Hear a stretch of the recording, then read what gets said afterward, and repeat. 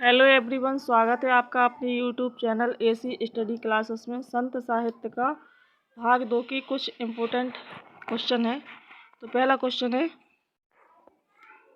संत साहित्य में प्रयुक्त बंक नाली का पर्याय निम्नलिखित में से कौन नहीं है? पहला ऑप्शन है त्रिकुटी, दूसरा है वक्रनाली, सी है राजदंड, डी है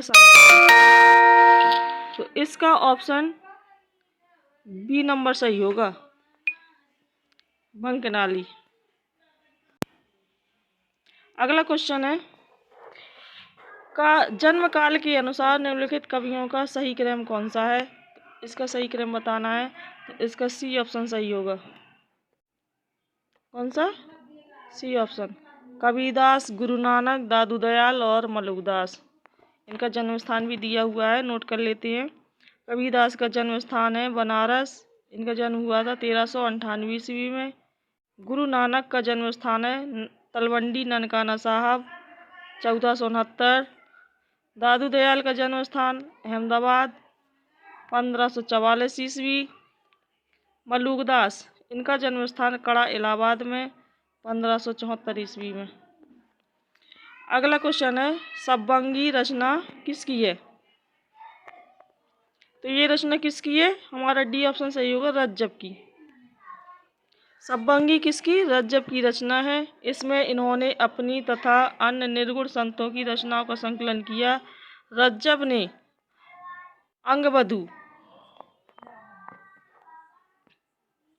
अंगबधू नाम से दादू दयाल की रचनाओं का संकलन किया।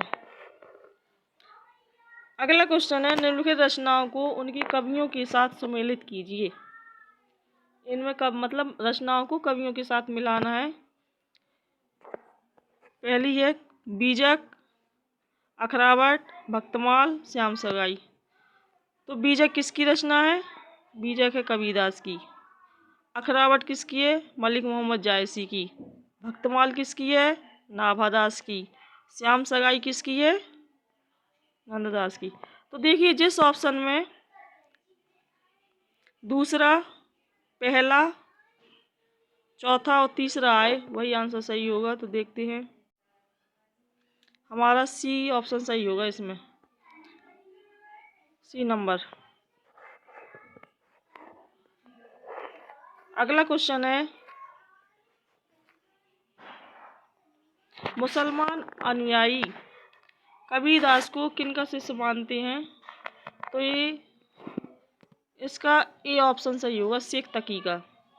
मुसलमान अनुयायी कबीरदास को शेख तकी का शिष्य मानते हैं,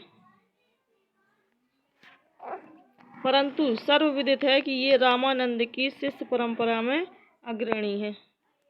अगला क्वेश्चन है, जन्म काल के अनुसार कवियों का सही अनुक्रम क्या है? तो इसका सी ऑप्शन सही होगा, गुरु नानक, दादू दयाल, मलुकदास और सुंदरदास। अगला क्वेश्चन है, सूर समाना चंद में दहूं किया घर एक, मन का चिंता तब भया कछु पुरबिला लेख।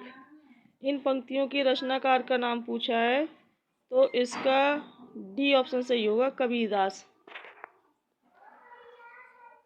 कुछ पंक्तियां और दी हुई हैं जिनकी रचनाकार हैं, जैसे अभी कबीरदास की पंक्ति बताई थी कि सूर समाना चंद में दहूं किया घर एक, मन का चिंता तब भया कछु पुरबिला लेख। ये किसकी पंक्ति थी? ये कबीरदास की थी।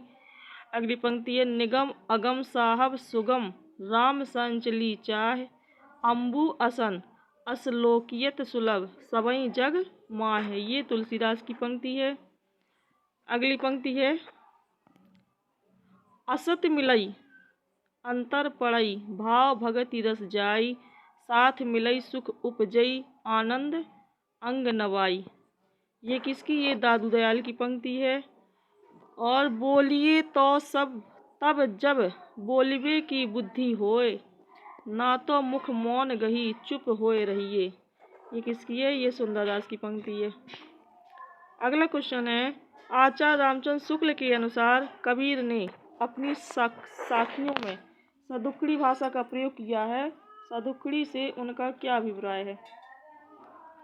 तो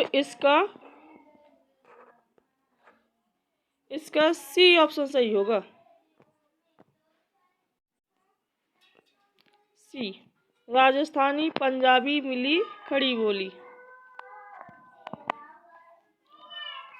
अगला क्वेश्चन है,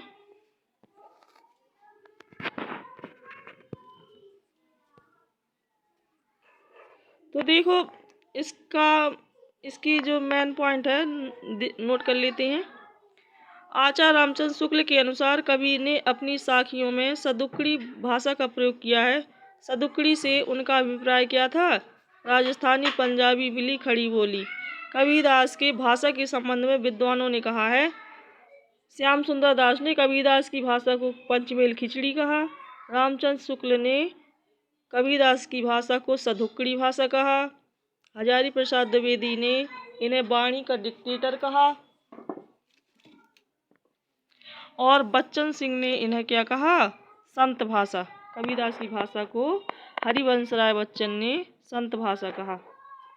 बच्चन सिंह का पूरा नाम क्या है? हरिवंश राय बच्चन। अगला क्वेश्चन है, इनमें से किसका समय सबसे पहले है? तो इसका ए ऑप्शन है कबीरदास, बी ऑप्शन है रैदास, सी है धर्मदास और डी है दादू दयाल। तो इसका बी ऑप्शन सही होगा, रैदास। सहजोबाई किस शाखा की रचनाकार हैं? तो इसका सी आंसर सही होगा, ज्ञानाश्रय शाखा की। सहजोबाई किस शाखा की थी? ज्ञानाश्रय शाखा की। इसका मेन पॉइंट देख लेते हैं। सहजोबाई ज्ञानाश्रय शाखा की संत कवि हैं। सहजोबाई की प्रमुख रचनाएं हैं गुरु महिमा, प्रेम प्रकाश। ये इनकी दोनों प्रमुख रचनाएं हैं। किसकी? सहजोबाई की। दयाबाई और सहजोबाई ये संत चरणदास की शिष्या थीं। इनके गुरु का क्या नाम था? संत चरणदास। दोनों ये चचेरी बहनें थीं, दयाबाई और सहजोबाई। देखो नोट में है, 1962 ईस्वी में सहजोबाई की रचनाओं को बेलवेडियर प्रेस के द्वारा सहज प्रकाश नाम से प्रकाशित किया गया। ये मेन पॉइंट है, इसको मतलब बहुत अच्छे से हेडलाइन बना लेना, कई बार एग्जाम पूछा गया है। अगला क्वेश्चन है, निर्गुण काव्यधारा की प्रवृत्ति क्या है? प्रवृत्ति का मतलब जानते हो? विशेषता। तो इसकी प्रमुख विशेषता क्या है? इसका सी ऑप्शन सही होगा, रूढ़ियों एवं बाह्य आडंबरों का विरोध। अगला क्वेश्चन है, कबीरदास किस काव्यधारा का प्रतिनिधित्व करते हैं? तो इसका ए ऑप्शन सही होगा, संत काव्यधारा का।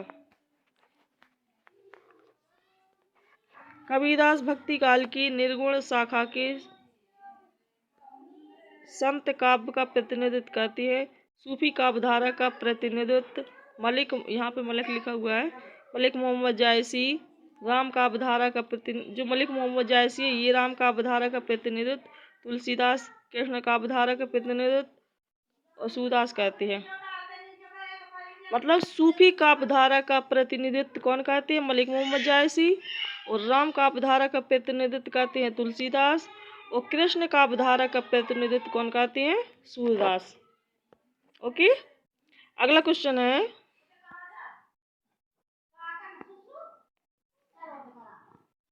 इनमें से कौन सा कवि संत कवि नहीं है? इसका डी ऑप्शन सही होगा, तुलसीदास। जो तुलसीदास है ये संत कवि नहीं है, ये राम भक्ति शाखा के प्रतिनिधि कवि हैं।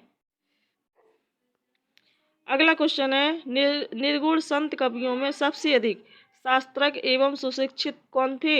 इसका बी ऑप्शन सही होगा, सुंदरदास। ये कई एग्जाम में पूछा गया, बहुत इंपॉर्टेंट क्वेश्चन है।